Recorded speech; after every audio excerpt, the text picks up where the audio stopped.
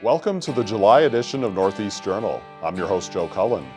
Coming up in the next half hour, we'll find out how Washington County Library is helping to keep kids and adults reading throughout the summer.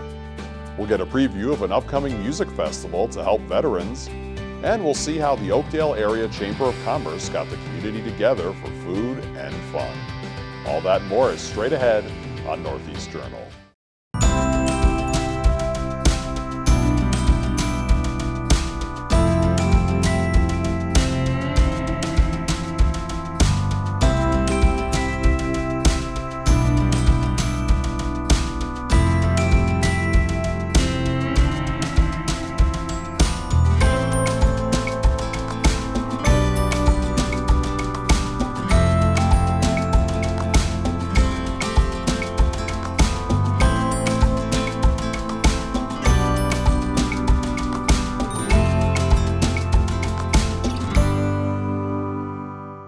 Hello everyone and welcome to the July edition of Northeast Journal. I'm your host, Joe Cullen.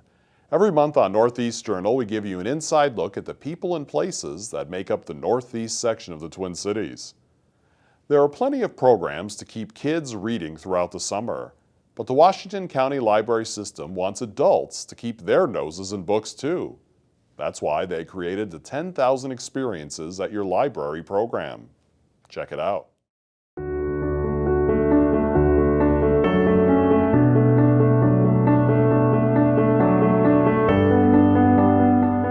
Wanted to make something that was fun and inviting and encouraging for adults to do during the summer. We put so much attention on the kids and teens that we were like, why can't adults have as much fun too? So we kind of thought long and hard, and we didn't want to do a boring summer reading program that we have kind of done in the past. We didn't want to do a bingo card, so we did challenges. So we made 15 challenges for our adults to tackle, but we didn't want it just to be about reading. So we came up with a theme of 10,000 experiences so that people could experience our county, our state, and our libraries as well. So our challenges include everything from eating a Minnesota delicacy such as Spam, or as I discovered, pasta salad, which is just basically summer hot dish. And exploring Washington County parks, and we actually gave away a parks pass as a grand prize. So it's a fun collaboration we do with another department in the county. We do have traditional ones like take a literary road trip with a Minnesota author and read a book. Listen to an audiobook on a road trip, or try a graphic novel or a teen book. So we try to push people outside of their comfort zones within the library walls and outside the library walls. So this is our card. This is our third version. Every year we do a little tweaking to keep it fresh. On the back there's the 15 challenges and a spot for your name and a contact information, and you complete 6 of the 16. Once you complete all 6, you bring it to the library and you show a librarian that you completed your game card, and we will give you a prize pack which comes like this, and on the inside there is a reusable Washington County straw with a cleaner. A really super cool Babe decal, and then a book coupon for a free book from any of our library book sales that are always ongoing. So you can just pop into whichever one you're nearest and pick up a new book that you can drop in the lake and not feel bad about. Last year we had, I believe it was just over 700 that completed game cards last year. So that was pretty exciting. Our first year that we did it was 2017, that summer. And we had really hoped to just get 25% completion rate, but people were really excited and we got almost a 50% completion rate. So we slowly keep increasing as we go each year, and last year we had almost 700 completed game cards, which is really exciting for a summer reading program that is still in its infancy and trying to figure out all of its kinks. And it's a great way for families to do it together. They always say that it's best that we're always examples for the younger kids. And now adults and teens and kids can do things together, and we've kind of melded our program so that there are ways that across the board you can do one activity and check it off on all 3 cards.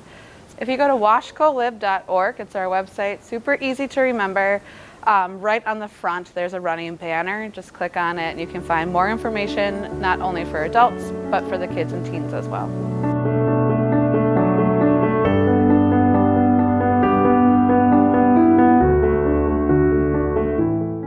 Have you ever wondered what can and cannot go into your recycling cart?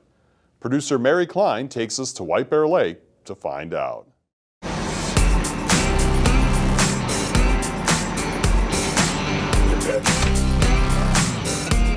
Chill, chill. You can do whatever you like. I'll be in it.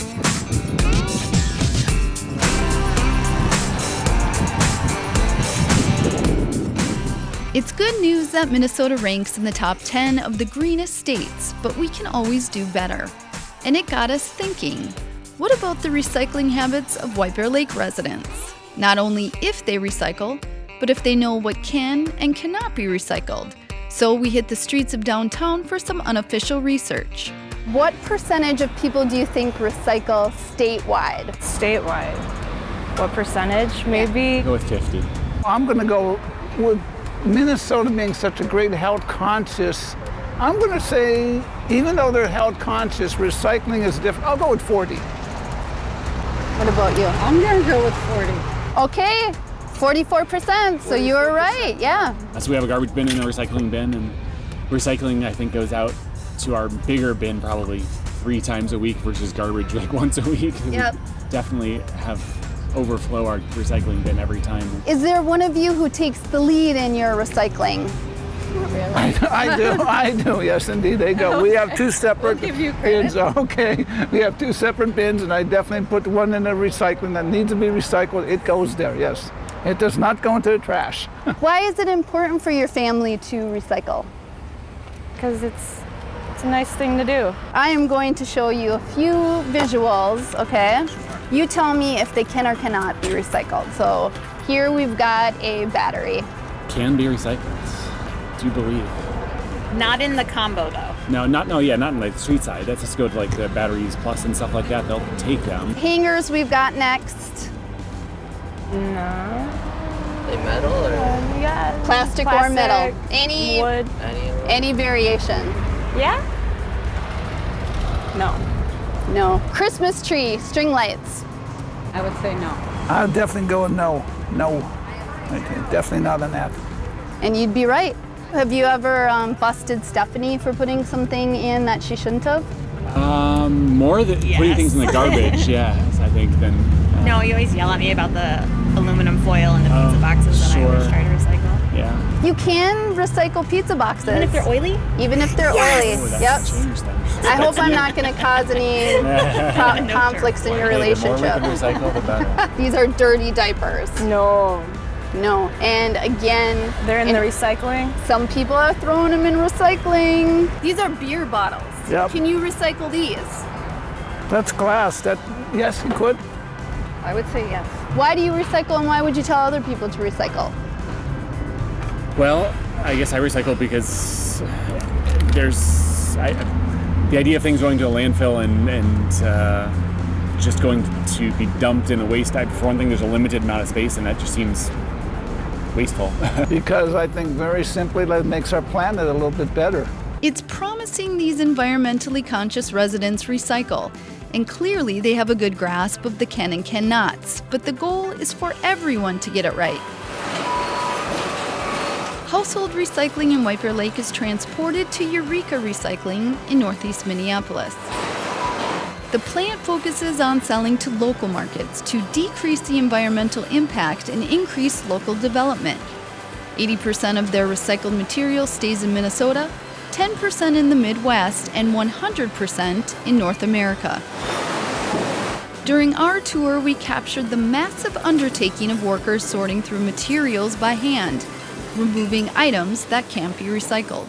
Right now, about 6 or 7% of what comes in, we're not able to recycle. And that we've heard it's a lot higher in other states. It might be 15 to 30%. So I would say in Minnesota, people are doing pretty good, but we could always do better. And we've definitely seen an increase in the amount of non-recyclables since more cities have switched to single stream in the carts.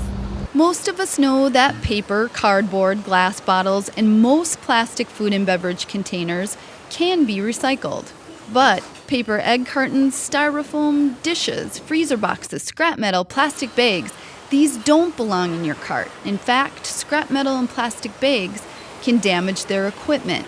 slicing belts, jamming motors, and even causing fires, not to mention the hazard to workers. Batteries, especially cell phone and computer, can cause explosions if they're smashed, and propane tanks can take flight if punctured. Holsinger admits the process can be confusing, but she's hopeful education as well as manufacturing changes will help. Waste is preventable. It's a man-made phenomenon. You know, there's no waste in nature. So if we just quit designing things without thinking about how can they be recycled or composted, then we can definitely get to zero waste and get to zero contamination in our facility. I know it may seem like a lot to digest, but Eureka makes it easy. You can call or click to find out exactly what you can put into your recycling cart, and there's an app you can download to ask about specific items. And we know if the folks we talked to earlier in the video care about doing the right thing.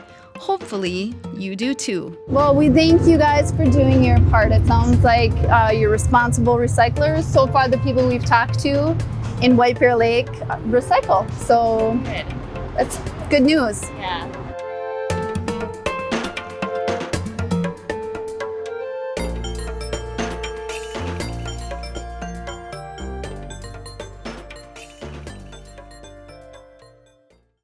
It's time for a short break. When we come back, we'll learn about Vets Fest in Oakdale.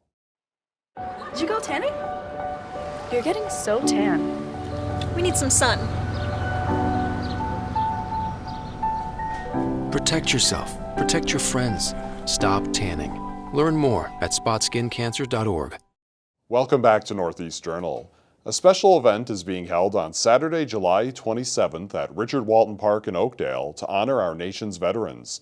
With me today to talk about Vets Fest is Patrick McLaughlin and Jenny McLaughlin from Vets for Music. And I want to thank you both so much for joining me today on Northeast Journal. Well, thanks for having us, Joe. I Appreciate know, it. Pat, I had you on last year to talk about Vets Fest. This year you brought your daughter along, who I understand is also instrumental in Vets Fest. Well, she's the assistant director now, and someday she'll be running this. So I just told her, get in and get your feet wet and just do the best you can, and that's what she's been doing. But hopefully not for a long time. Yeah, well, for me, the sooner the better. But. Yeah. And as I mentioned, we're going to be talking about Vets Fest. What exactly is Vets Fest? Well, it's a one-day festival to honor our nation's veterans and to bring some of the veterans that are returning home, give them a little visibility, and to offer the community to give them a chance to show their support for everything they've done. And then we also, we've been expanding and we're starting to play at a lot of the veterans rest homes around Minnesota. And we have a lot of really positive results when we play at the VA in Minneapolis. So that the Vets for Music is the name of the nonprofit, and that's one of our mission statements, is to provide live music for veterans and people in veterans rest homes and their families throughout the state. So yeah, Vets for Music, as I mentioned in the intro, so that's your nonprofit, so that's who's kind of putting on this all-day festival that'll be taking place in Oakdale. Yeah, and we've partnered again with the city of Oakdale, and that's why we're able to make it a free event, because it saves a lot being able to use the park, and we're partnered with them, so it works out good for both sides. I imagine that's kind of a nice location to have it too, because you have that band shell there that they host other concerts throughout the year. And then you also have, lots of kind of open ground there for the other events you have going on. There's also, playground stuff for kids if they're getting antsy. So it seems like there's a lot of kind of infrastructure already built into that area. Yeah, it works good because, like you said, it's a big area. It's got the really nice band shell. It's got the beer garden. And there will be other children's games provided by my local union that I was in Local 110. I think they'll have like bounce toys and stuff. And a lot of room for, different booths with veterans, concerning veterans. And then there's a nice big space in the baseball field where the Huey helicopter can land every year. And once that lands and it's secured, then people can go and get their picture taken in it. And there's also there'll be a cockpit from an F4 that you can get your picture taken in. So it's a lot of fun for everyone, from all ages. And we bring in up World War II veterans, and we had, I think my dad was the last remaining one around this area that, well, I shouldn't say that, but he was the last, at Vets Fest, he was the only World War II veteran there. So, Wow. yeah, and he's still going pretty strong. So he'll That's be great. there this year. So he'll be there again. Oh, great. Yeah. And Jenny, what does it mean for you to be involved with this? Obviously, you know, you have a lot of family involvement in this event. What does it mean for you to be able to be there too? Oh, it's amazing to be able to share this, especially with my dad and his passion and everything. It makes me passionate about it and get pretty excited. And every time we add something new, for instance, this year we have an antique car show.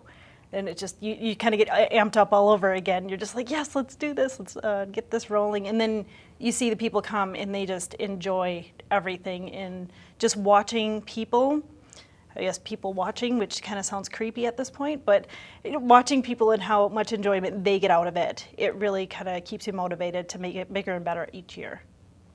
And I know too, you know, as you obviously bill it as a family event, I'm sure you do get people of all ages that are there. We do, and veterans and their young kids and grandpas and their kids, and there's something there for everyone. It's just really an interesting event, and the band Crow, which was huge back in the 60s and 70s, they've toured with Janis Joplin and Santana, and I can't name how many bands they've toured with, and they had a couple big hits themselves back in the early 70s. And David Wagner is the lead singer of Crow, and his dad is up in a Vets Rest Home up in Silver Bay, Minnesota. So I understand he might go up there and play while he's here. He lives out in Arizona now. So. Okay, so they're kind of the big headliner, and they'll be playing, it looks like, at 4 o'clock. Yeah, they'll be playing at 4. And then the first band is Craig Clark Band, and he's a great blues band coming up, and he's also a vet.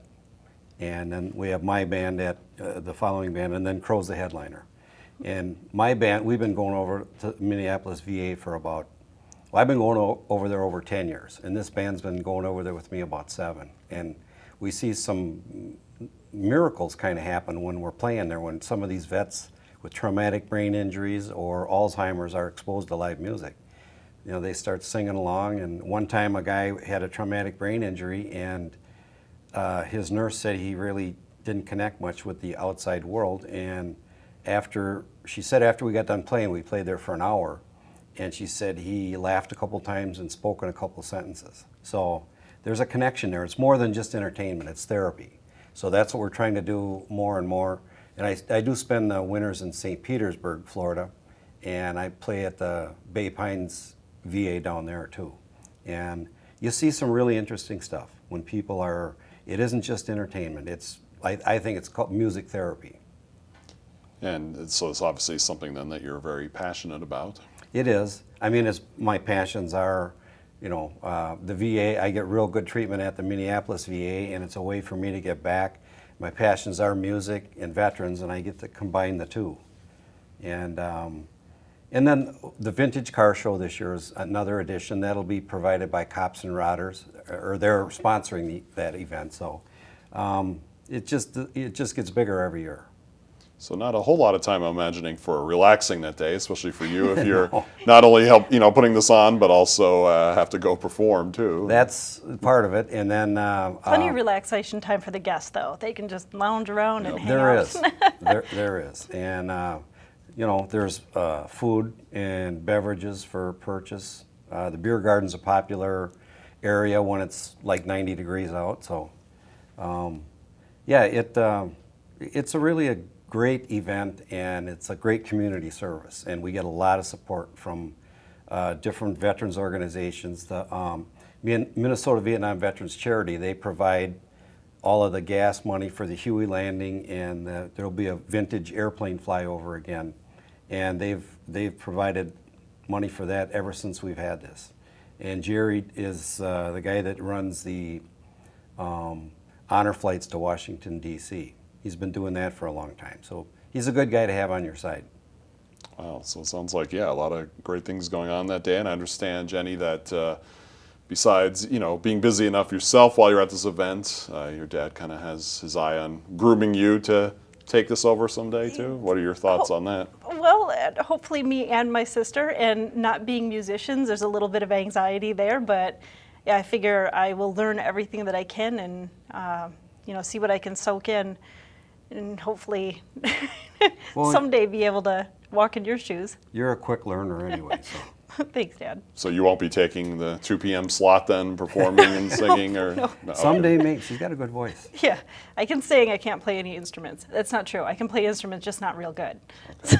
Well, hopefully you'll have some time to practice and get that figured out. Mm-hmm. And I know we were talking before the show that obviously one thing you can't control is the weather, but it sounds like so far for previous Vet Fests you've had beautiful days. We have. I mean, it's been not a cloud in the sky. Last year was real hot. It was like 90 degrees, but there was a nice strong breeze, so it really kept you cool. Year before was hot, and typical July day, and that's what we're hoping for again this year. But on a hot day, having a beer and listening to some great music for a great cause is a pretty good thing. It is, and there's a lot of camaraderie between the veterans, and it's pretty emotional when that Huey lands, because I've had some veterans say when they were over in Vietnam and they were laying there wounded, and as soon as they heard the whomp of those Huey blades, they said they knew they were going to live, and which is pretty emotional. It's a pretty good thing to experience. Imagine, you guys must be meeting a lot of interesting people all day and hearing a lot of great stories. We really do. I mean, people they want to tell their story. They want to say what they went through, and a lot of the Vietnam veterans did not get a chance to speak out too much when they first came back, and this is another way to just give them their day. And imagine, you must get people too, just families coming out who maybe don't even have any connection to the military themselves, but way for them to give thanks and also have an enjoyable day too. It is, and there's some military vehicles there, so they get to see some of the vehicles. It's really good. It's good for everyone because it's a day to come together, and everyone from young to old, all different races, different religions, everyone just comes together and for one day to give thanks to our veterans. And I don't want to jump the gun. Obviously, you're busy enough planning the 2019 event, but are you hoping to do another one in 2020? I'm already down the road too. Oh yes, I'm already looking at some bands for next year. So it's just an ongoing thing. Yeah, I would have to think. I know other community events that we cover. They're always planning well out in advance. It's not something that can just come together at the last minute. So imagine it's practically a year-round thing for you with the planning. It is a year-round thing. And we have a huge team of people behind us too, like the volunteers and everything are just wonderful to work with. They really deserve a lot of credit. There's like 65 volunteers now, Yep. and they go around. We try to make it so they don't have to work too long, and they like to go and mingle with the crowd and talk to people too. So it works out real good. Is that something you're in need of more if somebody was interested in volunteering? We never turn anyone away. No. Can always find something for someone to do because it's busy emptying, not real glorious, emptying the garbage from all the beer cans and stuff. Jenny's going to do the closing event, so she'll get a chance to MC. Great. And I know your website, vetsfest.org, you can get all the pertinent information on there if people want to reach out to you or just get information about the event. But again, it's July 27th at Richard Walton Park in Oakdale from 11 to 6. Yeah, the park opens at 11, opening ceremony at 11:45. We have the active Marine Color Guard there. We have the Mankato gun team for the closing ceremony. There'll be a 21 gun salute again, taps played. Mayor Renke will be at the opening ceremony again and address the crowd. The Minnesota Museum Commemorative Air Guard, they provide the cockpit for the F4. And that's real popular too because kids and adults get to sit in there and put the helmet on and then they get their picture taken. That's really cool. Was that $1? I think it was $1 to have that done. Yeah. Well, perfect. Well, I wish you guys best of luck. Hope you have a beautiful day, and hopefully we'll all be back here in a year to talk about the next one. Well, thank you, Joel. Thanks for having us on. Thanks. Appreciate it so much. And it's time for another short break, but we'll be right back with more of Northeast Journal in just a minute. As America's veterans face challenges, DAV is there, helping veterans of every generation get the benefits they've earned, so they can reach victories great and small. Support more victories for veterans. Go to DAV.org. The North Fire Station in Oakdale was the place to be in mid-June thanks to the annual Family Picnic and Business Appreciation Lunch put on by the Oakdale Area Chamber of Commerce. Producer Brian Henshin was there and has some highlights.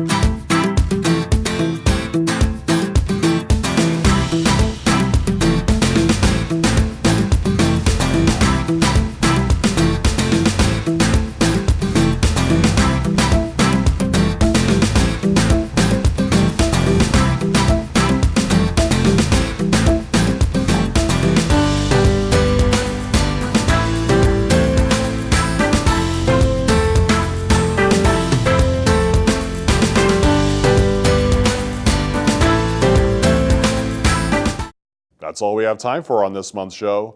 Thanks for tuning in and join us again next month for another edition of Northeast Journal.